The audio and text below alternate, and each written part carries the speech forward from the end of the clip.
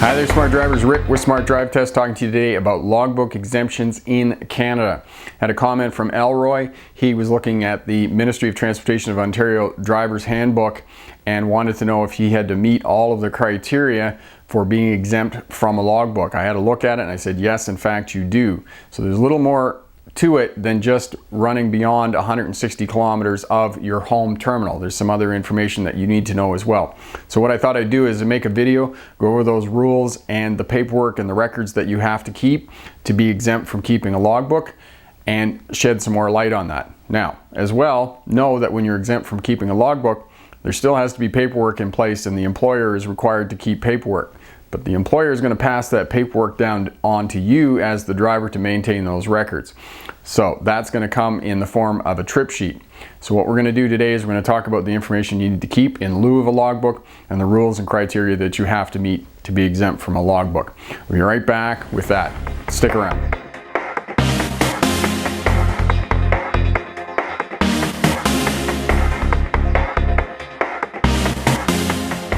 Hi there, smart drivers. Welcome back. Rick with Smart Drive Test talking to you today about logbook exemption and the criteria for not having to keep a logbook in Canada for commercial drivers. I'm going to use the rules out of Ontario. Now, the rules in Ontario are pretty much widespread across Canada. It's going to be the same rules for all drivers across Canada, regardless of where you are. So the three criteria for not having to keep a logbook in Canada. The first criteria is that you have to be operating within 160 kilometers of your home terminal. Next criteria is that you have to start and finish at the same place every day. So if you are working out of Milton, Ontario, you have to start in Milton, you have to go back to Milton. That's the second rule. And the third rule is that you can't work for more than one company in a day. So for example, if you go to work for ABC Trucking in the morning, in the afternoon you go work for a dump truck company or an excavating company, you can't do that. If you do that, if you're working for more than one carrier in a day, you have to keep a logbook.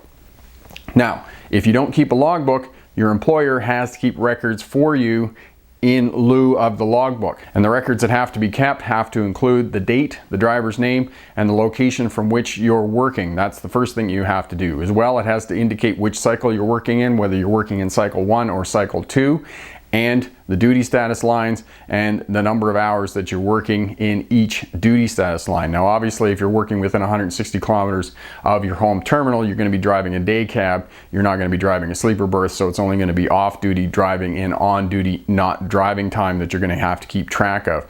You're going to have to keep track of that for each day that you're working, and finally you're going to have to keep track of that for the amount of time that you're working in your work cycle. Now, most drivers, and I recommend this highly, that you work 70 hours in 7 days. Cycle 1, there's really no point working in cycle 2. As I've said before, in cycle 2, when you accumulate 70 hours on duty, you have to take 24 hours off duty as per the hours of service regulations.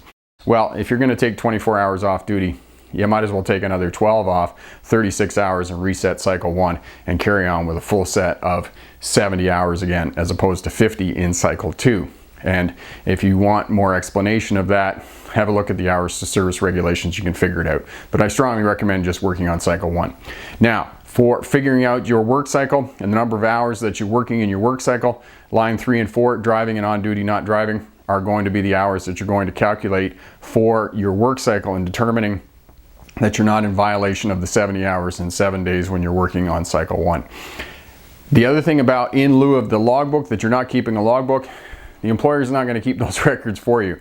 You're going to have to figure out those hours, and you're going to have to keep track of that hours, because the employer is going to pass that down to the driver in the shape of a trip sheet, and trip sheet's just simply going to be the paperwork that you need to keep in lieu of your log sheet. So if you want to figure out trip sheets and get some idea of what a trip sheet is about, I'll put a complete video up here for you on the trip sheet and keeping track of your work hours in lieu of your log sheet. And again, authorities, the MTO in Ontario, the CBSE in Western Canada, and the Maritimes, the authorities down there, have the right to go into your employer and look at those records, those work records. So know that that you could be audited potentially on the number of hours that you're working, even if you're working in a day cab. So know that your work hours can be audited even if you're running a day cab, and there's criteria that you need to follow for keeping paperwork in lieu of a logbook.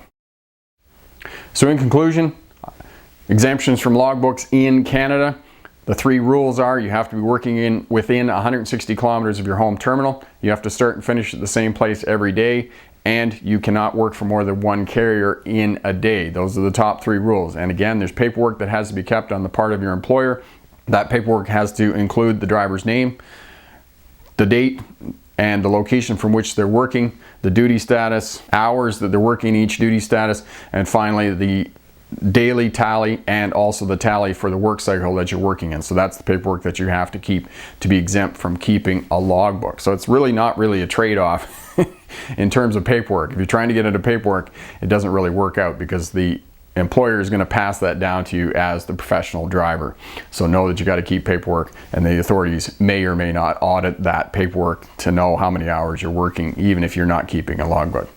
Question for my smart drivers: do you not keep a logbook? What paperwork do you keep instead of your logbook? Leave a comment down in the comment section there. All of that helps out the new drivers coming into the industry.